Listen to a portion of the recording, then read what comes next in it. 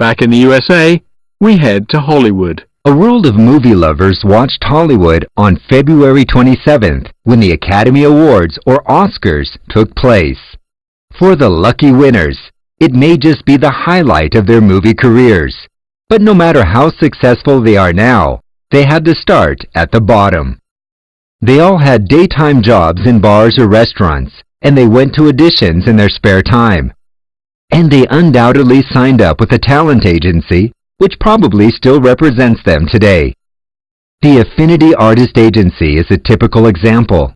It is headed by Ross Grossman, who was himself a child actor and later a comedian, writer, and therapist, before becoming an agent. As he explains, even when you become a star, there's no guarantee that it will last.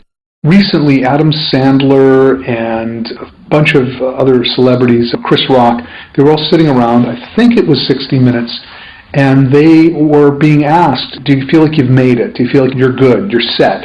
And all of them said, no way. Because they said, we picked up a People magazine from 5 years ago, and we looked at all the people who were on top, and almost none of them were still on top.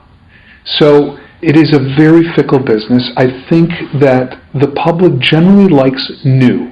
New is interesting to them. And at a certain point, I think either the casting directors or the public gets tired or wants something new. Now, there are certain people, Jack Nicholson, there's certain actors, Tom Cruise, that are able to ride the wave and stay on it. But eventually, most of them seem to fade. We then asked him the classic Hollywood question. What makes a star? Charisma is a big piece.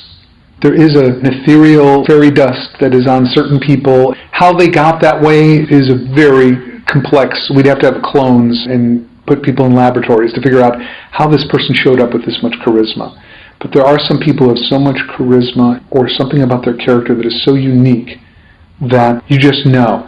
They're riveting. It's like when you watch a lion or a tiger, you're riveted because there's something so spontaneous and so strong and so confident. And that doesn't mean that each performance is playing a confident person. They could be playing a nervous wreck, but there's a confidence about them and a oneness of purpose and just something very magnetic. But some people try to create a false magnetism by being super big and important and loud and intense, and it's not like that. It doesn't come from outside, I don't think. But some people try to wow you with what they believe charisma is. But I think really what it is knowing yourself and making strong, bold choices with your acting skills and with your personality. Personality does go a long way. People in Hollywood want to work with nice people. So if you're talented but you're really not a pleasant person, there will be plenty of other people who could take your place. And what about physical appearance? Are looks everything? You have to remember that movies and television are a visual medium. We can't forget that. And because of that, many films and television shows use a visual shorthand.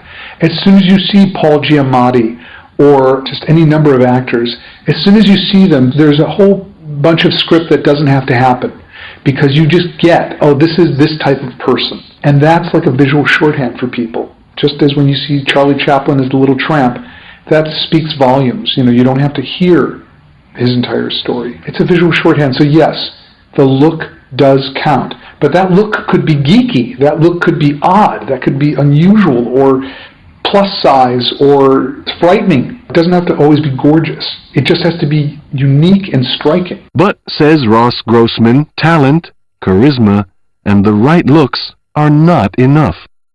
Aspiring actors also need a sense of initiative. Having an agent isn't enough.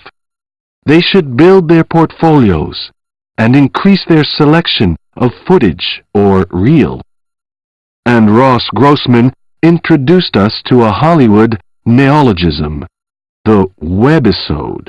This is a combination of web and episode. And then, once they have an agent, is running out there and doing stuff, getting in plays, getting into more independent films, getting better reel, meeting people, socializing. If they can't find scripts to get in, finding people, acting troupes, people who want to put together webisodes.